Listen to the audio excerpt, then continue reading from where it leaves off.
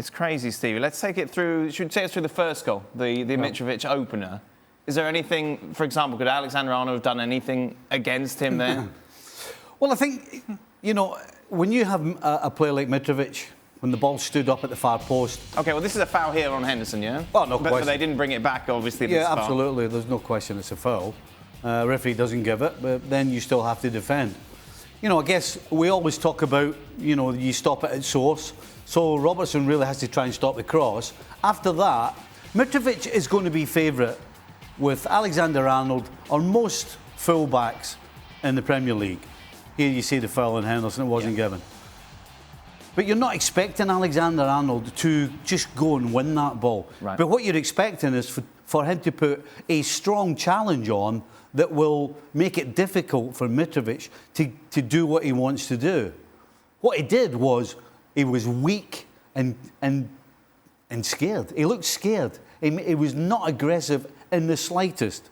And so there was always going to be one winner, and the ball was always going to be in the back of the net. Is that harsh, Maka? No, I think when you look at it, I think you expect him to do more. He's a world-class centre. He's a world-class right back now. So everybody has focused on his defending and him going forward, but he needs to do something to stop Mitrovic just getting virtually a free header, didn't he? Whether he stands still, whether he grabs him, whether he just tries to disrupt him anyway. But in theory, he didn't do anything. Mitrovic just come climbing over the top of him, of course, as you expect him to do, and wins the header and powers it in very easily. So as a right back, you always feel that they should be able to do more, and they should be more aggressive and make it more difficult for them to get a header in. So I think that's fair. Mitrovic is a big lad, as we all see, and you expect him to try and win those balls, but you also want more, or when you see it, and certainly when you see it in replay and you slow it down, you always feel as if you could do more as a defender. Frank? Well, I think we have to make a statement. Alexander-Arnold is absolutely fantastic when he has the ball, and he's really poor when he has to defend. That's what it is, and it's no offense to say that. It's just an evidence for me, or it's just clear for me. And we have so many evidence that he doesn't do well when he has to defend. In that matter, it was very easy. He just had to stop a little bit to break and to make Mitrovic to break a little bit and to delay his run, and he would have never gotten the ball. But it's like he knows that Mitrovic is behind him, and put his body down, to allow Mitrovic to put his header. That's crazy. Makes no sense for me.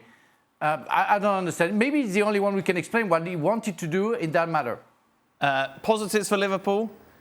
Nunez getting his first goal, obviously, domestically, and an assist as well to boot, Stevie. Well, I'm sure Nunez got Liverpool's man of the match, but quite frankly, he got a goal and an assist, and he knows absolutely nothing about both of them.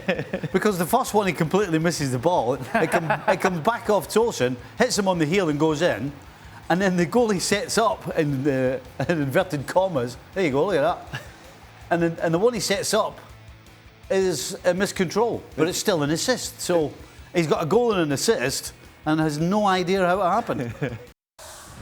Thanks so much for watching ESPN on YouTube. And for more sports highlights and analysis, be sure to download the ESPN app. And for premium content and live streaming, subscribe to ESPN+.